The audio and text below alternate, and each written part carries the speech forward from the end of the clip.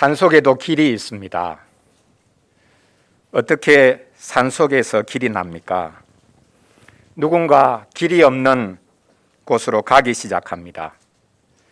다른 사람들이 그 흔적을 보면서 따라갑니다. 그러면 험한 산 그 깊숙한 곳에서도 길이 생겨납니다.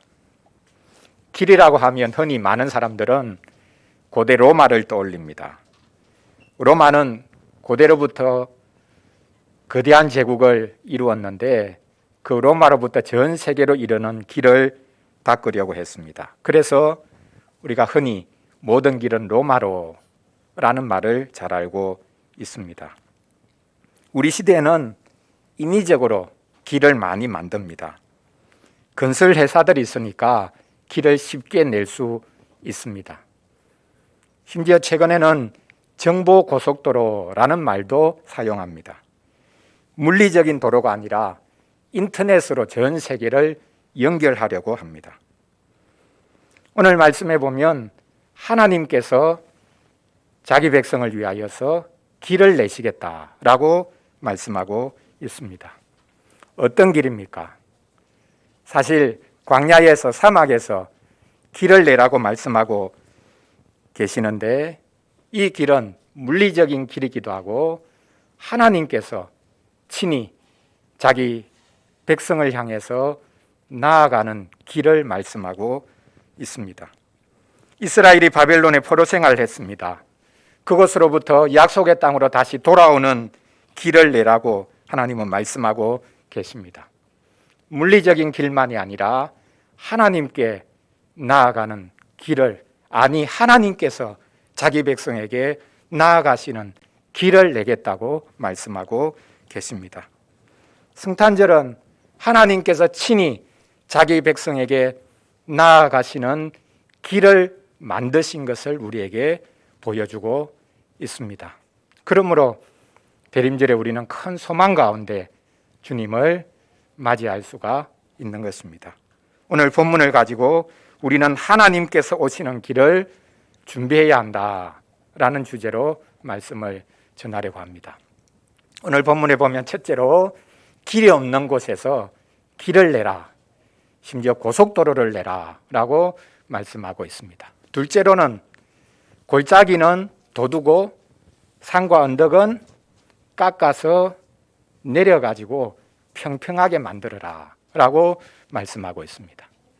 그리고 마지막 세 번째는 비슷한 내용이기는 하지만 거칠고 메마른 땅을 갈아서 부드럽게 만들고 평탄하게 만들어라 라고 말씀하고 계십니다. 이것이 바로 하나님께서 자기 백성을 향해 나아오시는 길에 관한 말씀임을 우리가 알 수 있습니다. 첫째로 길 없는 곳에서 길을 내라 라고 말씀하시는 것을 우리가 한번 살펴보겠습니다. 어디에선가 큰 소리가 들립니다. 광야에서 길을 내라 라는 소리입니다. 사막에서 고속도로를 닦아라 라는 소리입니다. 여기서 말하는 광야와 사막은 이스라엘 백성들이 돌아올 길을 가리키고 있습니다. 이스라엘 백성들은 저 북쪽 지금 바벨론에 포로로 잡혀가서 생활하고 있습니다. 때가 되면 하나님께서 포로 생활하는 자기 백성을 예전에 살던 약속의 땅으로 인도하실 것입니다. 그 돌아오는 길이 바로 도중에 광야와 사막이 있는 길이죠. 그래서 광야와 사막에 길을 내라 라고 말씀하고 계십니다.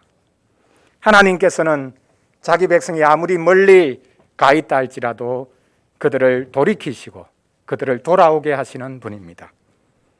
하나님께서는 돌아올 길을 내라, 광야에서 사막에서 도로를 닦아라 라고 하셨던 이 소리를 그대로 이루어지도록 만들어 주셨습니다.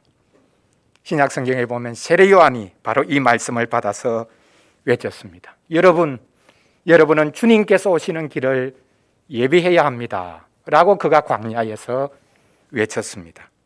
마가복음을 보십시오. 마가복음이 시작하면서 바로 오늘 본문을 인용하면서 세례 요한이 광야에서 외친 그 소리를 기록하고 있습니다. 세례 요한은 죄 사함을 얻게 하는 회개의 세례를 전파하면서 그가 한 일이 바로 이 오늘 본문의 말씀을 이루게 하기 위함이었다라는 것을 우리가 볼 수 있습니다. 우리가 대림절을 보내고 있습니다. 세례 요한이 유대 광야에서 외쳤던 그 소리가 바로 성탄절에 오실 주님을 예비하라는 소리였음을 우리는 들을 수 있어야 하겠습니다. 회개하는 자들에게 주님은 찾아오셔서 그들을 안아주시고 그들을 다시금 주의 백성으로 세워주십니다. 사실 본문에서 말하는 이 광야와 사막은 훨씬 이전의 과거 역사를 이스라엘 백성들에게 떠올리게 하는 단어입니다. 장소입니다. 광야 사막이 어디입니까? 이스라엘 백성이 출애굽에서 40년 동안 생활하던 곳이 아닙니까? 광야와 사막길을 하나님께서 인도해 주셨습니다. 길이 없는 곳이었습니다. 어디로 가야 할지 알 수 없는 곳이었습니다. 하나님께서 그곳으로 자기 백성을 인도하셨습니다. 하나님께서는 그곳에서 친히 함께 하셨습니다. 무엇을 통해서 함께 하셨습니까? 무엇을 통해 그들을 인도하셨습니까? 나침반도 없고 도로 표지도 없는데 어떻게 그들이 방향을 잡고 전진하고 나아갈 수 있었습니까? 그들을 앞서 인도하는 것이 있었죠. 무엇입니까? 자, 우리 친구들 구약 성경을 보면 잘 알 텐데 광야 생활할 때에 하나님께서 친히 자기 백성 앞서가면서 인도하셨죠. 무엇입니까? 구름 기둥과 불 기둥입니다. 낮에는 구름 기둥으로 밤에는 불 기둥으로 그들을 인도하셨습니다. 또 하나 더 있습니다. 무엇입니까? 하나님이 친히 자기 백성과 함께 머무르시고 함께 길 가시고 함께 하시는 것을 눈으로 생생하게 볼 수 있었던 것입니다. 무엇입니까? 성막입니다. 이스라엘이 진을 치면 그 진 가운데 성막이 자리 잡고 있습니다. 구름 기둥이 떠오르면 이제 가장 먼저 제사장들이 성막을 거둡니다. 그럼 그 성막을 레위인들이 짊어지고 갑니다. 자기 백성과 함께 텐트를 치시고 자기 백성과 함께 텐트를 거두시고 동행하셨던 하나님의 모습을 우리가 볼 수 있습니다. 그런데 이상하게도 하나님께서는 40일 정도면 갈 수 있는 가나안 땅을 40년 동안 뺑뺑이를 돌리십니다. 하나님께서 길을 잃으신 것일까요?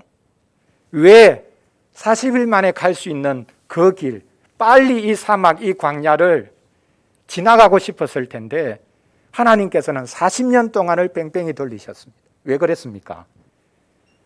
정탐꾼들이 가나안 땅을 보고 와서 악평을 하죠. 우리는 이 땅 들어가지 못합니다. 좋은 땅이기는 한데 그곳에 살고 있는 사람들 너무 큰 거인들이고 우리 가면 다 죽습니다. 못 갑니다. 못 들어갑니다.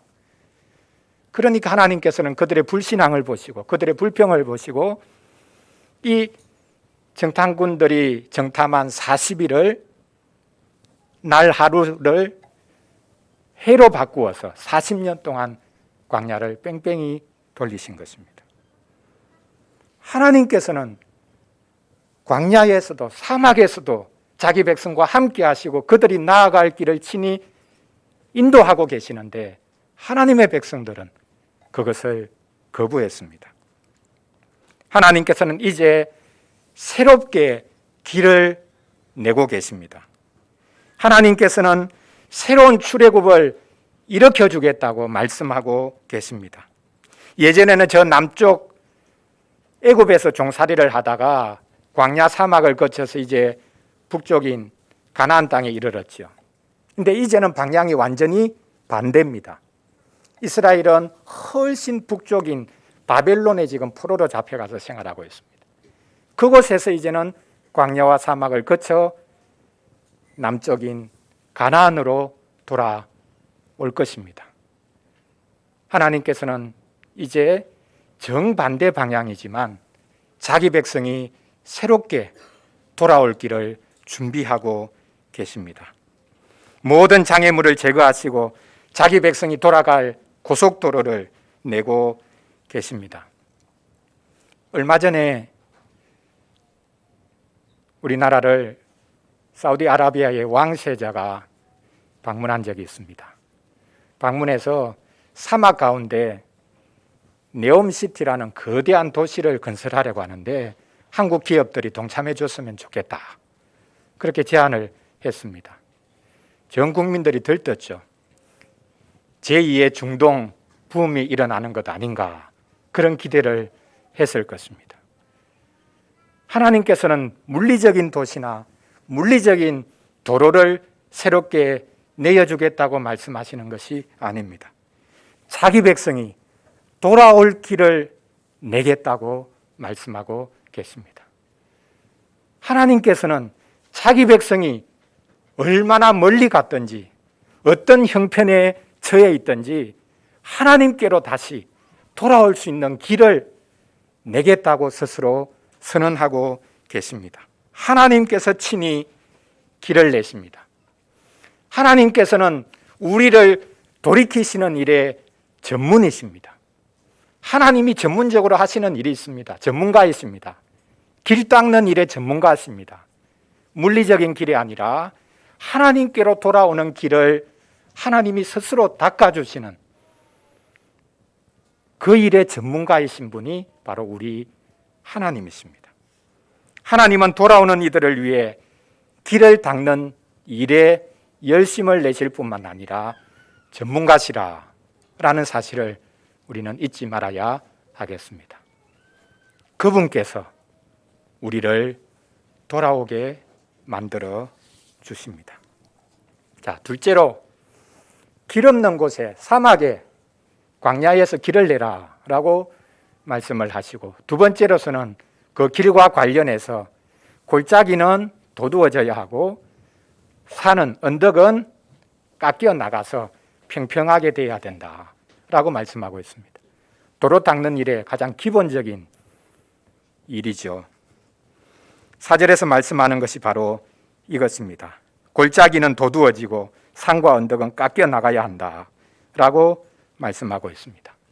골짜기가 도두어져야 한다라는 이 골짜기는 사실 낮은 곳, 깊게 패여 있는 곳, 물리적인 그 장소를 말하는 것이면서 동시에 이것은 이스라엘의 상태를 가리키고 있습니다. 이사야서가 시작되면서 선지자는 이스라엘의 죄악을 지적했습니다. 서로 학대하고 이웃을 해하기 위해 혈안이 되어 있었던 하나님의 백성들의 모습을 지적하고 있습니다. 하나님의 백성이라고 하면서 서로를 짓밟는 일을 무자비하게 감행했습니다. 그래서 이스라엘 안에 사실은 골짜기가 생겼던 것입니다. 같은 하나님의 백성인데 가진 자와 가지지 못한 자가 나누어지고 군림하는 자와 짓밟히는 이가 나누어졌습니다. 우리가 살고 있는 자본주의 사회가 사실 이런 것을 조장합니다. 대표적인 것이 과학기술일지도 모릅니다.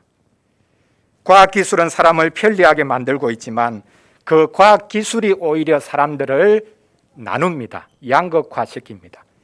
과학기술을 빨리 따라잡을 수 있는 사람과 그것을 도무지 따라잡을 수 없는 사람들로 이제는 나뉘어져 가고 있습니다. 사소한 것인지 모르겠지만 요즘 모든 가게들마다 도입되는 키오스크를 한번 생각해 보십시오. 도대체 그 앞에서 내가 어떻게 해야 내가 원하는 음식을 먹을 수 있는가 고민하는 분들, 과학기술이 우리 사회를 편리하게 만들어주고 있지만 그 과학기술이 오히려 어떤 이들에게는 큰 절망감으로 다가가기도 하는 것입니다. 앞으로 과학기술을 이용해서 사람들을 지배하고 착취하는 일은 더 광범위하게 벌어질 것입니다. 사람들을 더 철저하게 나누는 일이 계속 될 것입니다. 그것이 사실 우리 사회의 골짜기라고 말할 수 있습니다. 그 골짜기를 도두라 라고 하나님께서 말씀하고 계십니다. 반대로 높은 것, 산과 언덕은 깎아서 내리라고 하죠. 골짜기는 돋우고 산과 언덕은 깎아내려서 골짜기와 산과 언덕이 평평하게 되어야 한다라고 말씀하고 있습니다. 산마다 언덕마다 낮아져야 한다라고 하신 이 말씀도 사실 이스라엘의 상황을 가리킵니다. 왜 이스라엘이 멸망했습니까? 왜 하나님의 교회가 무너졌습니까? 왜 하나님의 백성이 약속의 땅에서 쫓겨나 이방 땅에서 생활할 수밖에 없었습니까? 이스라엘 안에 깊고 깊은 골짜기가 생기고 이스라엘 안에 높고 높은 산과 언덕들이 생겨났기 때문입니다. 단지 지리적인 것을 말하는 것이 아닙니다. 이스라엘은 가나안 땅에 들어가서 살면서부터 자기들이 예전에 생활하던 애국과 다른 자연 환경을 보았죠. 그리고는 그들이 계속 찾아간 곳이 있습니다. 어딜까요? 산과 언덕으로 찾아갔습니다. 왜 산과 언덕을 찾아갔습니까? 높은 곳이니까 찾아갔습니다. 그 높은 곳에서 무엇을 만들었습니까? 산당을 만들었습니다. 높은 곳으로 올라가서 산당을 만들면 그곳이 하늘과 조금 더 가까운 곳이고 그곳에서부터 하늘에 있다고 하는 신들, 바알과 아세라와 가까워질 수 있다고 생각해서 산으로 올라가고 언덕을 거쳐서 산에 산당을 만들어 놓고 거기서 우상을 섬겼던 것을 볼 수 있습니다. 하늘에서 비와 이슬이 내려야 하니 되도록이면 높은 곳으로 가서 바알과 아세라에게 빌어보려고 했을 것입니다. 선지자들이 이런 죄악을 지적했습니다.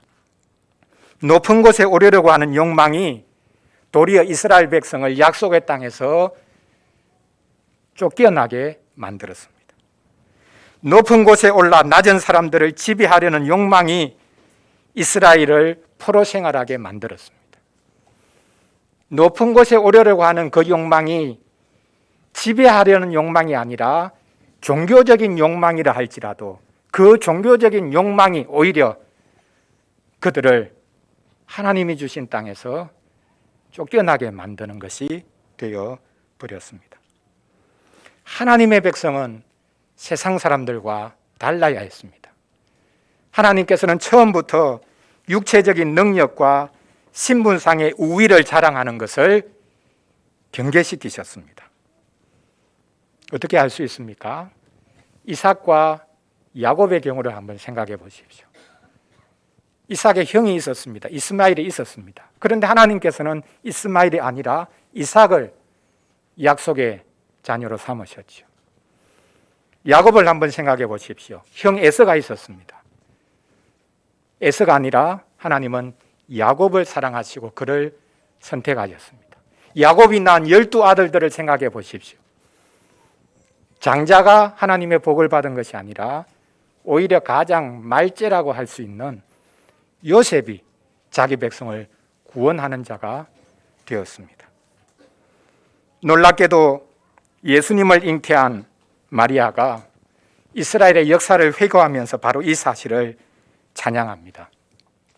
누가복음 1장 51절부터 기록된 마리아의 찬가 내용을 보십시오. 바로 이것이 이스라엘의 역사를 깊이 묵상한 소녀 마리아의 고백이라는 것을 알 수 있습니다. 그의 팔로 힘을 보이사 마음의 생각이 교만한 자들을 흩으셨고 권세 있는 자를 그 위에서 내리치셨으며 비천한 자를 높이셨고 줄이는 자를 좋은 것으로 배불리셨으며 부자는 빈손으로 보내셨도다. 이것이 구약 전체의 이스라엘 백성의 역사를 요약하고 있는 것이라 라고 그가 묵상하면서 자기 말로 이렇게 고백을 하고 있는 내용입니다. 마리아는 자기같이 아무것도 아닌 시골 소녀가 하나님의 아드님을 잉태하게 된 것이야말로 바로 오늘 본문에 기록하고 있듯이 골짜기마다 도두어지고 산과 언덕마다 낮아진다는 말씀이 성취된 것이라고 그는 받아들이고 있는 것입니다. 그렇습니다. 하나님께서 자기 아드님을 인간이 되게 하시고 아기로, 자기를 스스로 보호할 수 없는 아기로 이 땅에 보내신 것이야말로 우리가 어떻게 주님이 오시는 길을 준비해야 할지를 잘 보여주고 계십니다. 하나님은 낮은 곳은 도두어져야 한다고 말씀합니다.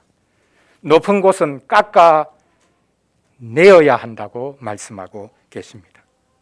우리는 우리의 모든 교만한 것들을 다 깎아내고 우리의 낮은 자존심을 더 높여야 합니다.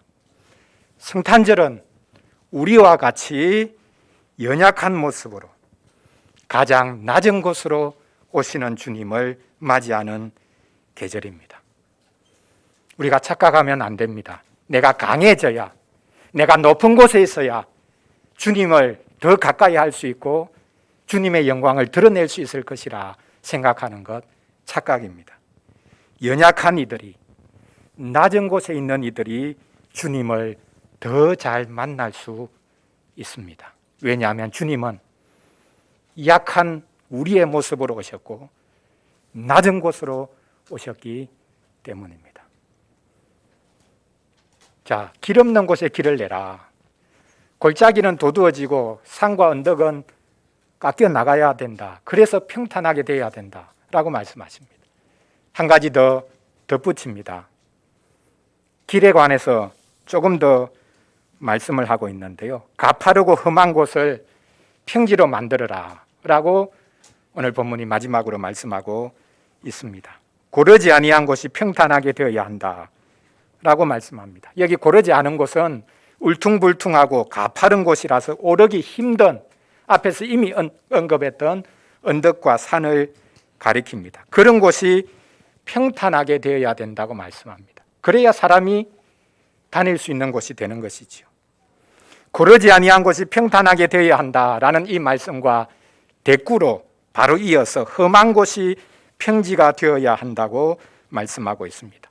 가파른 곳, 험준한 곳, 메마른 곳, 황폐한 곳이 평탄한 넓은 평지가 되고 확 트인 평지가 되고 고원 같은 곳이 되고 그곳이 기름진 땅이 될 거라는 예언적인 말씀이기도 합니다.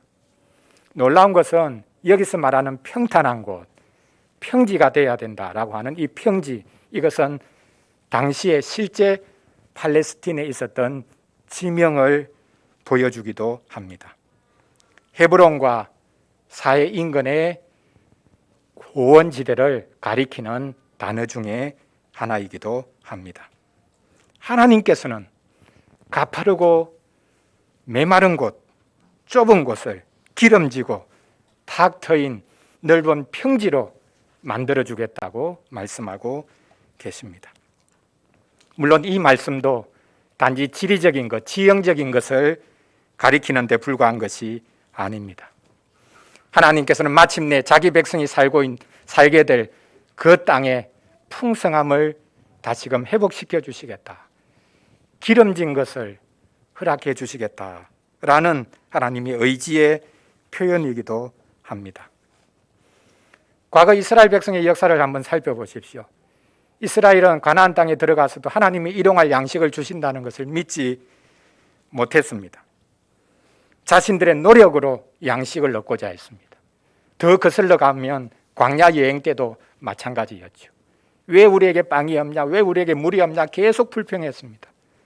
하나님께서 그들과 함께 하시고 그들에게 필요한 것을 매일마다 공급해 주심에도 불구하고 하루 지나고 나면 까마득하게 잃고 오늘 또 빵이 없다. 오늘 또 마실 물이 없다. 이렇게 계속 원망했죠. 하나님은 매일마다 하늘에서 빵을 내려주셨습니다. 매일마다 바위를 깨뜨리셔서 물을 내어 주셨습니다. 그래서 가나안 땅에 들어가서 살려고 하는 백성에게 너희들 이거 받지. 가나안 땅은 훨씬 더 풍성한 땅이고 내가 너희들 먹이고 입힌다. 그렇게 말씀해 주셨습니다. 그런데도 이스라엘은 믿지 못했습니다. 하나님께서 가나안 땅에 들어가서 살려고 하는 이스라엘 백성들에게 특별한 법을 주셨습니다. 땅과 관련된 법입니다. 뭐겠습니까? 안식일입니다. 안식년입니다. 희년입니다. 안식년 같은 경우에는 7년마다 땅 쉬게 해라. 그래도 내가 너희에게 먹을 거 준다. 걱정하지 마라. 한 해 쉬게 되면 그 해뿐만 아니라 다음에 씨 뿌려서 가을에 거둘 것이니 최소한 2년, 길면 3년을 먹을 게 사실 없는 겁니다. 그런데도 하나님께서는 땅 쉬게 해라. 내가 준다. 하나님의 백성들은 자기들이 하는 수고로 무언가를 얻게 되는 것이 아니라 은혜로 이 가나안 땅을 얻었기 때문에 은혜를 고백하며 살면 내가 너희들에게 먹을 거 주겠다라고 말씀하셨습니다. 그런데 땅을 쉬게 하지 않죠. 땅을 쉬게 하지 않은 두 번째 이유도 있습니다. 가난한 자들을 위한 것이죠. 땅이 스스로 낸 것은 가난한 사람들이 어디에 가서든지 자기 것처럼 수확해서 먹을 수 있습니다. 자기 백성들의 욕망을 제어하시고 가난한 사람들의 필요를 채워주기 위해서 안식년을 허락해 주신 것입니다. 그런데 안식년조차 지키지 않으니 어떻게 됐습니까? 땅의 소출이 줄어듭니다. 심지어는 땅이 이스라엘을 토하여 내칩니다. 지금은 그것이 기후위기가 아닐까. 땅이 사람들을 토하여 내치는 것. 우리의 욕망으로 인해서 기후위기가 닥치고 그래서 우리가 살던 땅에서 쫓겨날 수밖에 없는 것. 이것이 사실 과거의 역사가 아니라 우리의 현실이기도 할 수 있겠다는 생각이 듭니다. 하나님께서는 팔레스틴으로 다시 돌아가라고 하십니다. 팔레스틴이 황폐했기 때문에 다시 돌아가려고 하지 않았던 이들이 많았습니다. 그래서 하나님께서 소리를 치고 계시는 겁니다. 광야에서 사막에서 길을 내어라. 내 백성이 돌아올 길을 준비해라. 내가 너희들과 함께 하겠다. 내가 너희들과 함께 이제는 돌아가겠다 라고 말씀하고 계십니다. 그런데 돌아가기를 원치 않는 이들이 많았습니다. 그 이야기가 기록된 구약 성경이 어디입니까? 에스더서죠. 왕비 에스더의 믿음의 놀라운 고백, 영웅과 같은 믿음의 고백이 있기도 하겠거니와 사실 에스더서는 돌아가지 않은 자들의 이야기입니다. 이미 하나님께서 돌아가라고 하셨는데 돌아가지 않고 남아있는 이들이 바벨론에 페르시아에 남아있는 이들이 어떻게 생활했는가. 그들의 불신앙에도 불구하고 사실은 그들에게도 하나님은 여전히 은혜를 베푸시고 불쌍히 여기셨다라는 것을 보여주는 것이 에스더서입니다. 영웅들의 이야기가 아니라 하나님의 크신 긍휼과 돌아보심의 기록이 바로 에스더인 것이죠. 다시 돌아가라고 하니까 70년 동안 포로 생활하고 있지만 그래도 70년 지난다고 한번 생각해 보십시오. 2세대 정도 지나면 자녀도 생기고 손자도 생기고 어느 정도 살 국리가 생기는 거죠. 그걸 또 다 뿌리치고 다시 돌아가라고 하니까 쉽겠습니까? 어렵죠. 그래서 돌아가지 않은 이들이 생긴 것입니다. 이에 하나님께서 돌아가라. 내가 함께 하겠다. 너희들이 가는 곳이 황폐한 곳이라 할지라도 내가 함께 할 것이니 함께 돌아가자. 하나님께서 지금 이렇게 말씀하고 계십니다. 거칠고 메마른 환경을 하나님께서는 먼저 바꾸어 주지 않으십니다. 하나님께서는 먼저 너희 마음에 거친 것과 황폐한 것을 기름진 것으로 바꾸라고 말씀하고 계십니다. 너희가 가서 살 땅이 예전처럼 젖과 꿀이 흐르는 땅이 아니라고 할지라도 괜찮다. 이렇게 말씀하고 계십니다. 앞으로 우리 청년들이 살아가야 할 세상이 가면 갈수록 더 척박해져 갑니다. 기성세대는 청년들을 향해서 왜 그렇게 힘들다고 징징거리냐. 우리는 훨씬 더 힘들었다. 그렇게 말하면 안 됩니다. 실력과 능력만 있으면 얼마든지 돈 많이 벌고 일할 수 있는데 너희들 게으르다. 그렇게 말해서도 안 됩니다. 같은 청년들 사이에서도 계급이 이미 나누어져 있지 않습니까? 최근에 화물연대의 파업에서도 보듯이 밤새도록 하루 14시간, 15시간 그 거대한 트럭을 운전해서 자기도 위험하고 심지어 다른 사람도 위험하게 만드는 그 일을 해도 생계를 유지하기가 힘든 그런 시대입니다. 가지지 못한 이들은 늘 그렇게 욕을 얻어먹으면서 겨우겨우 생활하고 있습니다. 하나님께서는 이렇게 거칠고 메마른 곳에서도 내가 함께 하겠다고 말씀하고 계십니다. 내가 살고 있는 곳이 황량한 돌짝밭 같다고 생각하십니까? 하나님께서는 그런 곳에서도 한 송이 장미꽃이 피어나게 하겠다고 말씀하고 계십니다. 하나님께서는 자기 백성이 돌아갈 길만이 아니라 그들이 살 땅도 준비하겠다고 말씀하고 계십니다. 여전히 종살이하던 땅과 하나도 다를 바 없어 보여도 내가 함께 가겠다. 나와 함께 가겠니? 라고 말씀하고 계십니다. 사랑하는 성도 여러분, 하나님이 오고 계십니다. 우리가 길을 닦아야 하나님이 겨우 오시는 것이 아닙니다. 하나님은 주권적으로 이 땅을 찾아오시고 자기 백성을 찾아오시는 분입니다. 대림절은 우리 연약한 육체가 주님을 소망하는 절기입니다. 오늘 본문 마지막 5절을 한번 보십시오. 여호와의 영광이 나타나고 모든 육체가 그것을 함께 보리라 라고 말씀하지 않습니까? 모든 육체라는 이 단어에 우리는 주목해야 하겠습니다. 우리의 너무나 연약한 육체도 하나님의 영광이 나타나는 것을 마침내 보게 될 것입니다. 모든 고통받고 있는 동물과 식물도 하나님의 영광이 나타나는 것을 보게 될 것입니다. 여기서 말하는 육체는 사람의 육체를 구체적으로 가리키는 것이기도 하지만 두 번째로는 동물, 식물도 다 포함될 수 있습니다. 그것을 겨냥하고 육체라는 단어를 사용하고 있는 것입니다. 놀랍게도 하나님께서는 우리를 위로하시기 위해서 육체로 이 땅에 오셨습니다. 육체를 입고 이 땅에 오셨습니다. 그날이 바로 성탄절입니다. 하나님이 오셨다는 것을 어떻게 압니까? 성탄절 2000년 전에 일어난 사건인데 지금 우리가 어떻게 그것을 확인할 수 있습니까? 그리고 하나님이 다시 육체로 오실 것이라는 것, 그것을 어떻게 압니까? 오늘 우리가 참여하게 되는 이 성찬의 상을 보십시오. 우리와 같이 살과 피를 가진 하나님이 우리 가운데 오셨다는 것을 보여주고 있지 않습니까?